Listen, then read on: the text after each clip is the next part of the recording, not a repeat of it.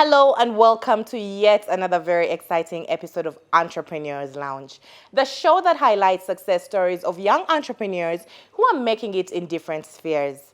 Now, ladies, you know how we all love our bags. My first entrepreneur here today is here for you.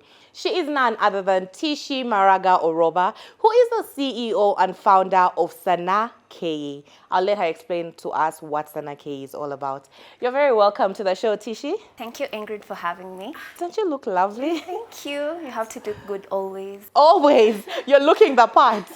And then there's a way in which your bag is so perfectly placed over there. I'm just loving how the whole set looks. It had to have its spot right here. Yeah. So, Tishi, tell me about Sanaa.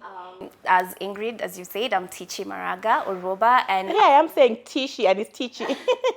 I'm sorry, I'm not from here.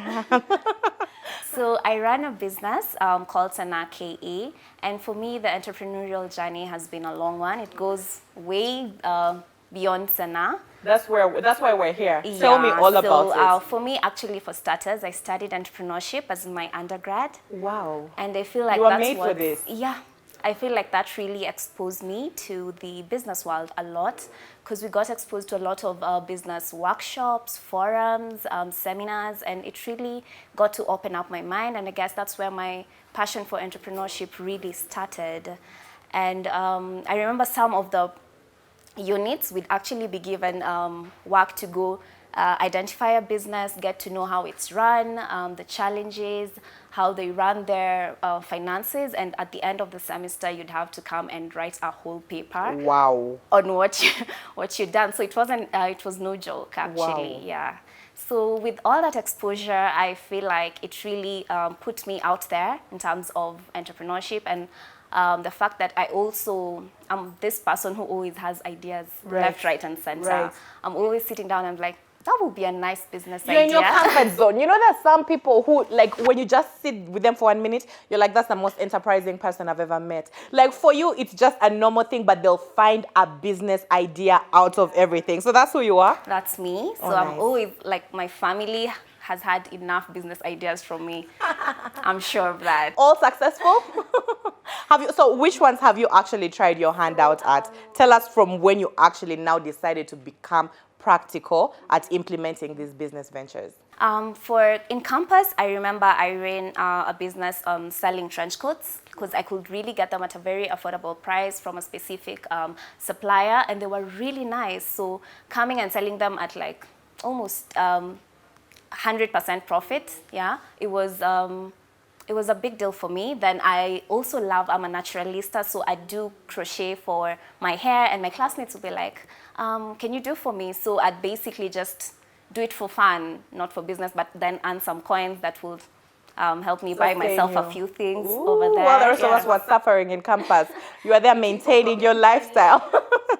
Yeah, so basically it helped me get through Campus. But I remember my biggest business achievement in Campus was I got the chance to run an event. I sat down, wrote a proposal, sent it out to a certain lounge, and I got the chance to run an event. It was quite big for me. I can say that was my biggest achievement as a business person in Campus. And this really exposed me to now working with partners, because I was used to just getting stock, either stock, selling it to the client, or just dealing directly with the client. But now I was in a place where I'm dealing with a partner. You had to sit down, you write an agreement, how things will be run. So for me, that was like a mind-opening situation, because I got to realize like business is bigger than you actually think. It's not as small as I used to take it, because I actually had to get a legal person, get to know like how can my idea not be stolen, like if I present it and this person decides, you know what, I'm gonna take this as my own idea. So I had to sit down and realize like there's so much more to business. And I remember after that, like it was quite overwhelming that I told myself, okay, let me take a chill pill now with entrepreneurship, and I'll probably carry on with it later on. So I finished Campus. That was, I think, in third year. So after finishing campus, I got a job immediately. So I didn't really get a chance to go back to entrepreneurship. But all through, I remember I had ideas. I was doing my own kind of research. I've always known that Even as you are employed, you are still thinking of what do I need to do on the side. Yeah, so I'd see this as an idea, sit down, research, then be like, not so good, find another one. So eventually, last year, that's when I decided to start Sanaa, because I love looking good, I love fashion, and I felt like there was just a niche in women's handbags. We're used to having the basic work leather handbags, so I felt like there needs to be a touch of African, because I feel like the bags can be an office bag, a weekend bag, just an all-rounded bag that you can pick from your closet to spice up your outfit. So that's when I started Sanaa, and I remember I had to do a lot of research, talk to people who've been in the industry. I remember talking to someone who does fashion. He's a designer, Arnold Mureithi. He does a very great job at what he does, and he's a young person, so it was very relatable for me talking to him and getting to be advised by someone who's been in the industry. From there, I identified someone who'd be doing the handwork. I sat down, designed, and that's where we started from with Sanaa. I like what you've said, because a lot of people who end up embarking on this entrepreneurship journey don't do too much in terms of due diligence, in terms of going to talk to someone else who's already made it. So with that background of research, how has that then helped your entry into the market and the reception of your bags? Has that helped you in terms of it's helped you do the product better, as opposed if you are just going into it blindly? What difference has it made, you doing prior due diligence and research on the market, on the product before going into it? Definitely it gives you an upper hand, because now you're more aware.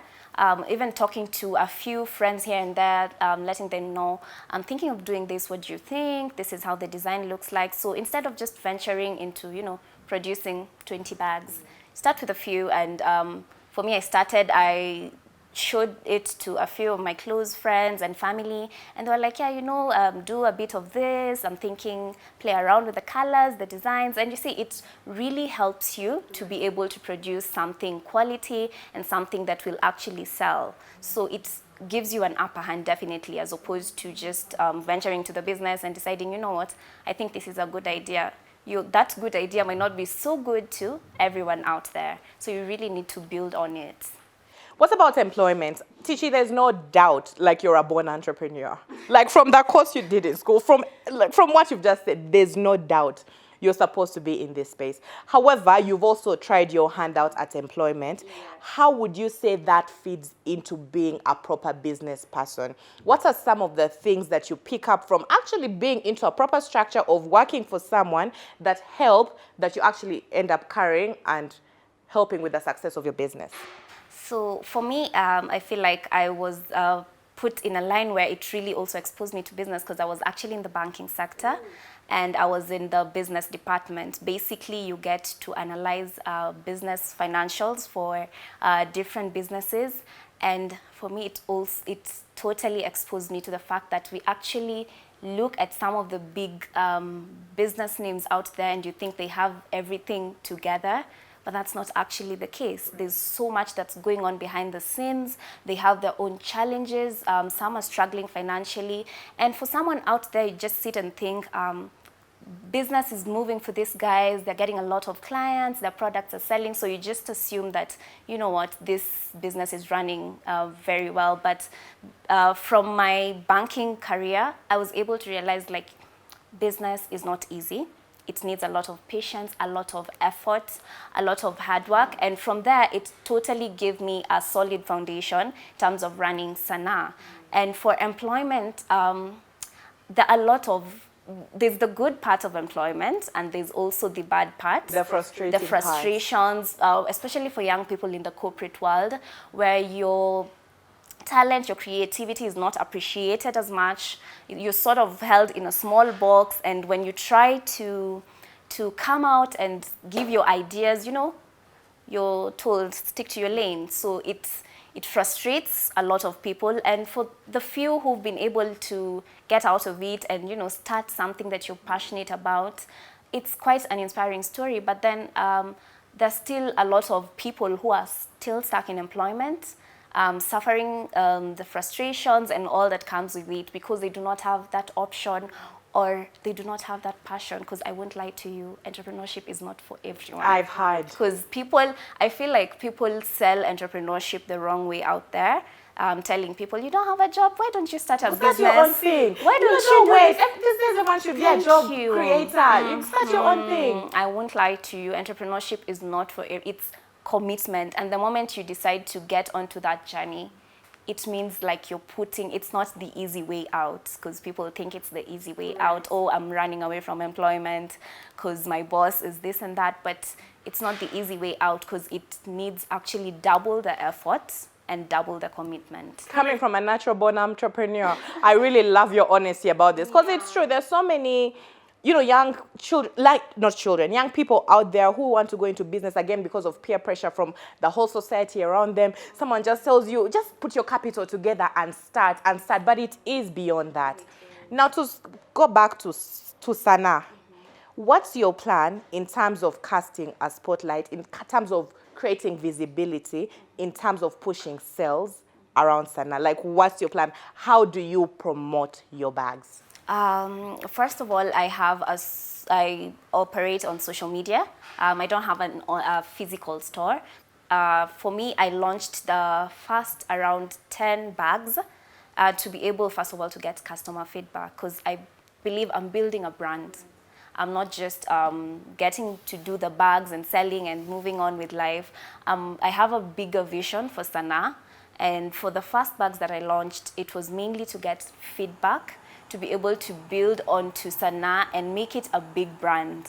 Not just any business, but a big handbag line in Kenya. Like, eventually, that's my vision and that's my dream about Sanaa. So I'm slowly getting there, looking at getting the right partnerships to be able to expose the business more. So I'm currently talking to several people and seeing how we can make it big as a brand.